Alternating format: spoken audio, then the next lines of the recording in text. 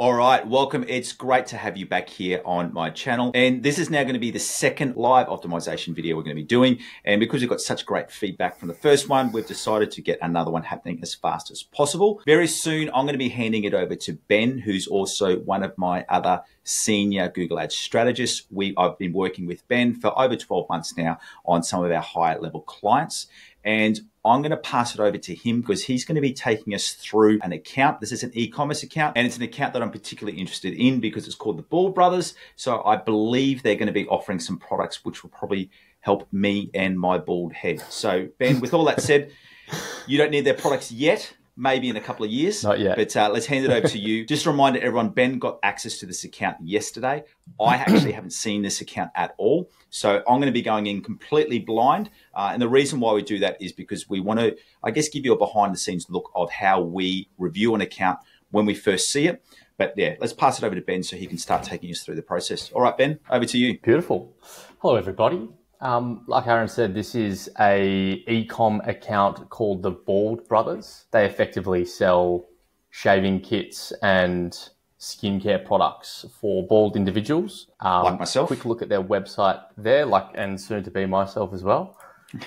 Not that far behind you, but look, this is an overview of their account here in terms of the optimizations and the process we typically take when breaking this account apart to find areas of improvement. We would always sort of go through a bit of a sanity check, which typically would involve us looking through the recommendations and jumping to the AAR page, auto apply recommendations, to make sure that we're completely opted out of the auto applied recommendations. We do a look at the conversion tracking to make sure that we're not double counting conversions and make sure that the fundamentals of the account are set up in the correct way. So that's been done. We've gone through that process and happy with how things are set up. Then typically we would just dive into the account and start to find some trends and start to understand the architecture of the account and see what threads we can pull on to uncover more. So looking at the account here, it's pretty straightforward. We've got two shopping campaigns, one of which is a standard shopping and the second of which is a retargeting campaign. So targeting only previous website visitors or previous website abandons, cart abandons, all that sort of stuff. Yep. Warm leads. So I guess if we look at the account,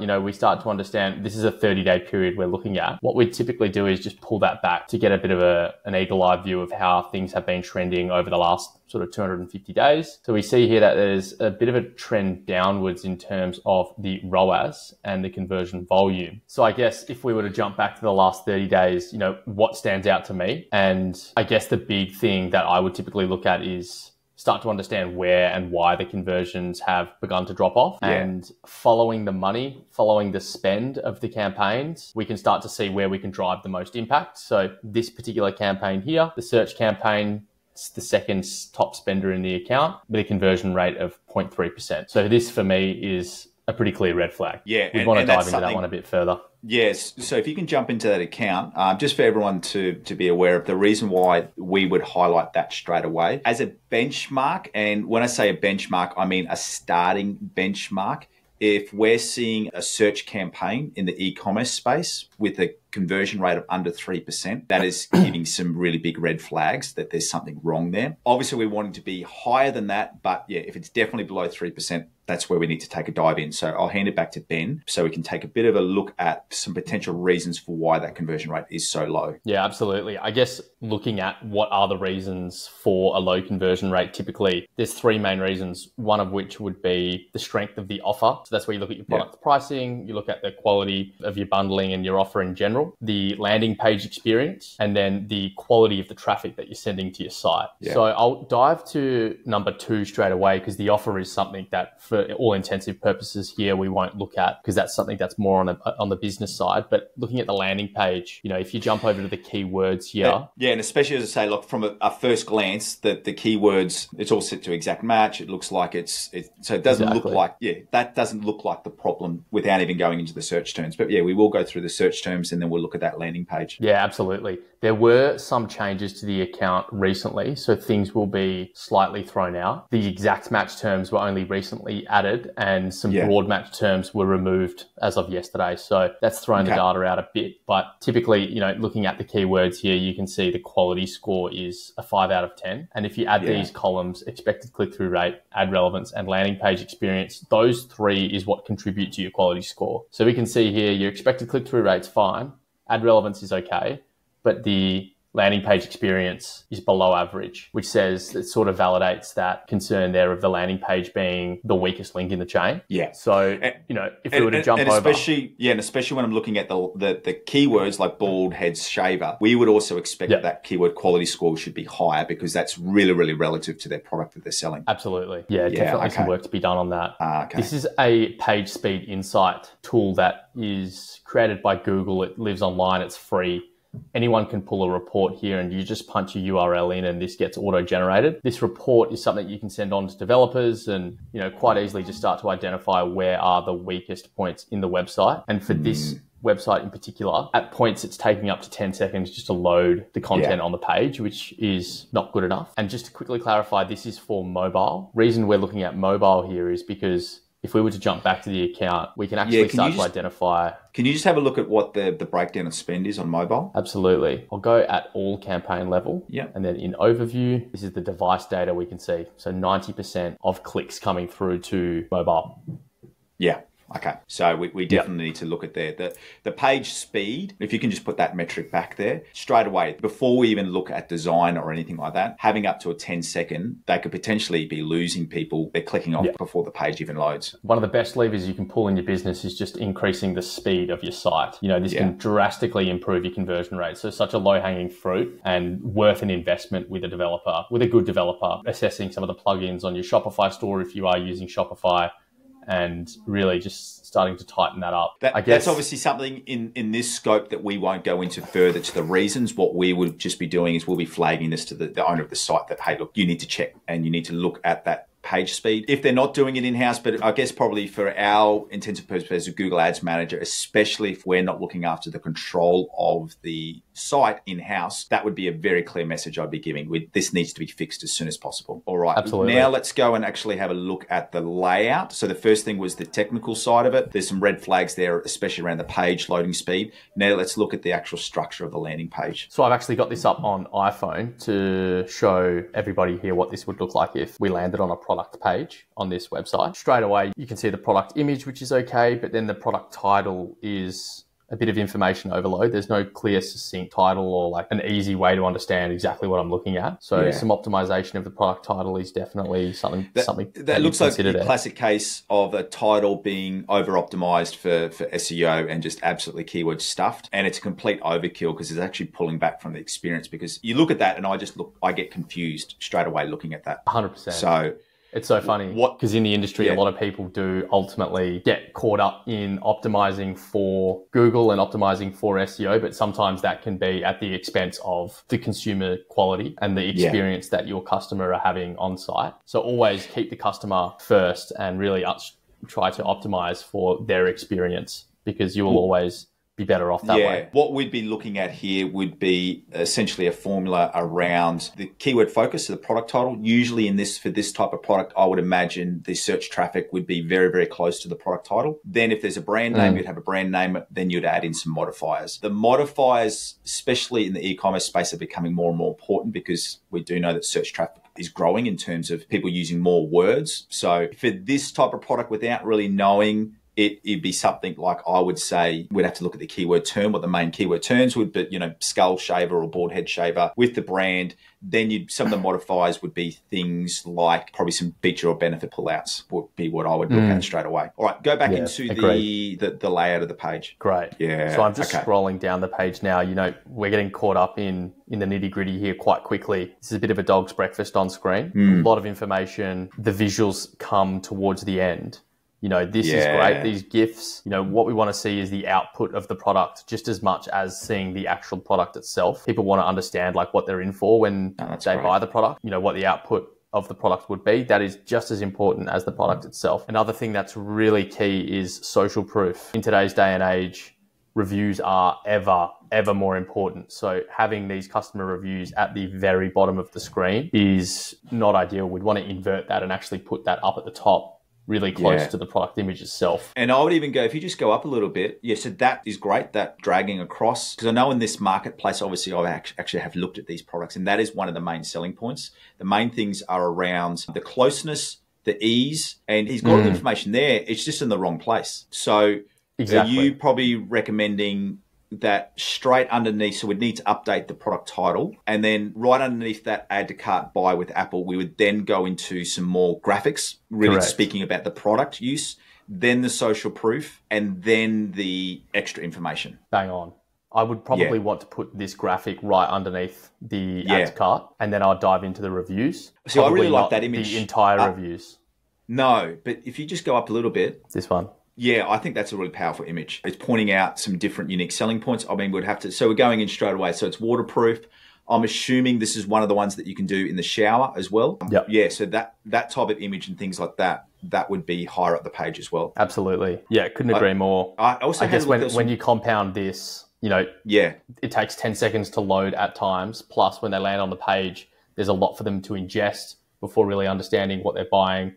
There's just a lot of friction prior to the ultimate action that we're trying to influence. So I guess for a bit of a harsh or coarse comment on it, it would be basically, the analogy would be someone just going up and going for the kill rather than buying someone a drink first. They're going straight, going straight for asking out for the first date without even asking what their name is. That's probably what it feels like on this landing page. Yeah, it is definitely a lot. But I mean, the good thing with this one is that he's got all the right information there. It's just layering it out in the right way. And can you just go to the desktop? Sure. Version? Yeah, so when we look at the desktop version, if you go down, the desktop version actually follows a much better flow. It's more just that hasn't translated across to mobile. What would be interesting... Yeah, exactly. Can you just go back to that device data? It'd be interesting to see if there's any difference in conversion rate on the desktop. It may not be, but it's because the traffic's so swayed towards mobile. It actually is better on computer. You're right. Yeah. There you go.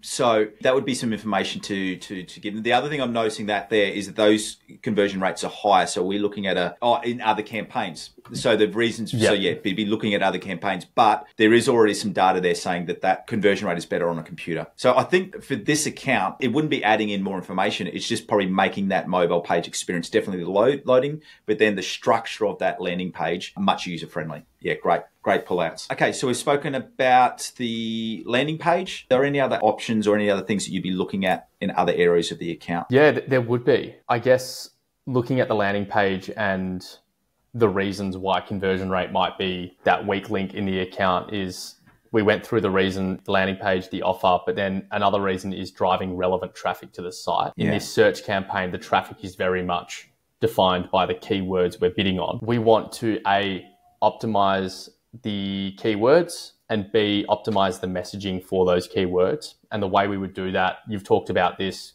comprehensively, is through segmenting our search campaign by themes. So what we'd want to do is try and find common themes within the search campaign on all the keywords we're bidding on and start to segment ad groups by theme type. So for example, we've got bald head shaver, skull shaver. Straight away, we could probably go ahead and add an ad group for bald head shaver and skull shaver, and then create an ad that talks to that particular keyword in a way that resonates with the customers in an impactful way. What that will do is will increase the relevance of the traffic that we're driving to the site. The other thing that I'd be looking at here would be looking at, and there may not be the traffic there, but looking at, are there any potential ad groups based around unique selling points? So what I'd be looking at there would be looking at waterproof shavers, bald head shavers that can be used in the shower, anything like that. There may not be a lot of traffic around it, but if there's some little niches there where there's lower traffic and we've got a really highly relevant ad with that highly relevant landing page,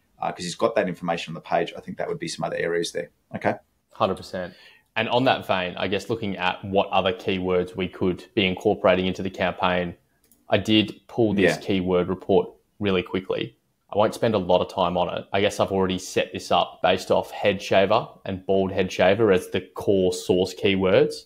And then Google pulls the report on what are other similar keywords and what's the data behind them. I'll add the filters in so people can sort of see where I've gotten to and how I got there. This is effectively under planning, keyword planner, and then discover new keyword ideas. What this is pulled is with our 2 source keywords. This is just pulled other similar themed keywords, and looking at the data behind them, we can start to make some decisions around what keywords should we be bringing in to the account. And the way we do that is by ultimately we're going to want to find keywords that have a decent amount of traffic coming through. And then we want to find areas that aren't too expensive. So top of page bid below, say, $350. What this has done is that's filtered down 2,500 individual keywords into, I think, about 30 or 26 keywords here. So we can see here that these are the keywords that are in the account, but then there's a few other areas that we're not currently showing up for. For example, head shaver for men. So these are just the basics that we'd probably want to think about at least. There are a few competitor keywords in there. I guess the discussion I would be having with the client here is asking them if they've ever ran a competitor campaign, or, what would be the industry norm with your product versus competitor products. What's the loyalty like? And just get an understanding of the viability of running a competitor campaign. Yep. Just given the efficiency that these particular keywords are able to produce. But we'll ignore that for the moment because, there's obviously a bunch of keywords that we could look to incorporate. Shaving head, top rated. I guess the top line message would be there. Let's also look at the potential for some other keyword themes that we're not targeting yet. A little bit more niche, maybe some less competition, maybe some less traffic, but if we've got some really specific talking points that, we can build them out there. Okay. Can we move on to I think probably the next thing we'd want to be looking at is, from memory, they had some shopping and performance max campaigns. So let's go into some of those areas and the structure areas of anything you've got there that you want to have a look at. Yeah, absolutely. I guess it would be remiss of me to not mention the importance of shopping and performance max in an e-commerce campaign. Search is an important component in your campaign mix, but shopping and performance max is ultimately where we're going to get the best results. So at the moment, this client has got a shopping campaign, like I said at the start, and a retargeting campaign set up. What we're effectively trying to do here is emulate the job of PMax without using PMax. So it's like we're using a performance max campaign that we bought off Temu. Like, it's just, there's no cohesion. Have they used Performance Max in the past? They actually haven't. Okay. So if we jump over to all time, and we're just going to reload that quickly, there's no spend on any Performance Max campaigns in the account. So definitely an area that's worth exploring. So with the shopping campaigns, what are the number of conversions they're generating at the moment? In the last 30 days, we've had 42 conversions on the standard shopping campaign and 6 conversions on the retargeting campaign. Okay. So we'd be looking at the potential there. Can you just go into the shopping campaign? Sure. So one of the things I'd be looking, they've got 3 different products or 3 main product categories. One of the main options I'd probably be looking at is looking at the search terms there, what the intent is. Because if we were to add in a Performance Max campaign, like you've said, is looking at segmenting that out for new customers only. So we may want to hold that off a little bit until we're clients confident getting shopping and searching, converting where we need it to be. But is that what you're saying? That's what the next opportunity is to going for new traffic and new users into the account? Yeah. Yeah, it is. Yeah. I think it's a bit of a gap that they've got in the account at the moment. They've got shopping, they've got retargeting, but they don't have any display or discovery to keep people in the funnel. And Performance Max, when you optimize for new customers only, it can do that job really well. And then we would look to probably exclude the brand in your Performance Max campaign. Yeah. It would just allow that campaign to do the job of purely finding new customers whilst we close all your existing customers and all your warmer potential customers with your standard shopping and retargeting campaign. Can you just go to the head shaver on their website, the head shaver product on their website, which would be that first one, Board Express head shaver? One of the things I look at there is the main keyword that was driving was head shaver. I mean, we'd want to go in and have a further look at, is the reason that the main driving traffic is head shaver is because of their current setup and the low rank in other areas. But I'd be going in there, moving Board Express, the brand, away from the front, starting with head shaver and then adding in some extra. So head shaver, then the brand, and then the extra modifiers that could potentially pick up even further traffic. Yeah. Even product benefits or product attributes like waterproof or, however long the battery lasts, whatever it might be. Yeah, absolutely. Okay. Go back into that shopping campaign. Yep. All right, so we probably don't want to hit on the search terms again, because same thing would happen with the shopping campaign. We'd want to go through and review those. Yeah, is there anything else that you can kind of pick up in the shopping campaign that you're looking at? The shopping campaign is pretty straightforward. There's not a whole bunch of products in there. So I guess when you look at the product level data, you have the bundle, which is doing really well. And that takes a significant share of the total investment in the campaign. If you look at the last 60 days, it's 2x the next top product. So the bundle is obviously really popular and it's driving a decent ROAS. So I guess when you look to optimize things, you'd want to start in the areas that are going to have the most impact on the business. So if he was going to start with optimizing one product page, I would say you'd probably want to start there and then go and order them by the level of impact that would have on the business due to the cost. So I guess in terms of prioritizing, that's where you'd start. But, if you look at the way in which we'd look to roll out the Performance Max campaign, this shopping has had the luxury of actually having audiences added to it for observation. So we've got the ability to look at some data around what types of segments of users are resonating with this particular brand. So launching the new Performance Max campaign, it would be great to install those particular audience signals into the audience signals for the Performance Max, just to give it a leg up and allow it to learn a little bit faster. Of course, we'd want to include all the customer data and all of the first party data that we have for the account. But that's always a plus there to have the audiences to play around with. Okay. So, all right. So it looks like we've got a lot there. I'll just run through the main recommendations being. So the main recommendations be, obviously the biggest red flag would be that mobile page loading time. Then also we'd be highly recommending to work on the actual landing page, especially on the mobile, bringing up those really powerful images, the slide image, the core product benefits pull-out image, then moving into the reviews and then getting into all the real wordy stuff. Reviewing the product titles, making sure that it's matching what the user is actually searching, and just making the product titles less wordy, following keyword focus, brand name, and then product modifiers. You also pulled out there's going to be an opportunity for the search campaign to look at some different ad groups based around broader themes. So from what we're already targeting, and potentially looking at not only a competitor campaign, but a unique selling point or benefit based campaign. So where we're targeting things like what the product is benefits and what are some of the unique selling points. And then obviously probably the biggest take home message would be looking at adding in a Performance Max campaign only to target new customers with a brand exclusion and also with our initial data. So have I missed anything, or that's probably the main things we'd be looking at for this account? They're the main things, Aaron. You've covered a lot. All right. We don't want to overload him. So I think starting with those would be a good way to go. And probably the other thing that we would say when it comes to campaigns and things like this, what we would then be doing, and this is what we would recommend for anyone who's just coming here to try and find how you sort of structure this out, is the next step in this, which we won't go into in this video, would be basically listing down all those changes and then putting a schedule behind it and really prioritizing what's the most important. So for us, we would go, most important thing is going to be that loading page, the 10 seconds on the mobile. That's the first thing we'd need to get. The second thing would be in and around the product titles, getting them less wordy. Third thing would be about that landing page, fixing the order. And then we would start going into new potential ad groups, new potential keyword themes, and new potential campaigns. The reason why you wouldn't start with in-app Google changes like new campaigns and new ad groups is we obviously want to get the web page and the titles working before we spend extra money or keep sending traffic there. All right. Hey, Ben, thanks for the review. It was great to have you here and introduce you to the channel. You've been working with me for a while, so it's great to get you on here. And as always, what we are going to be doing is if you've got any comments or any further questions, please put it in the comments below, and we look forward to seeing you on our next video. See you guys.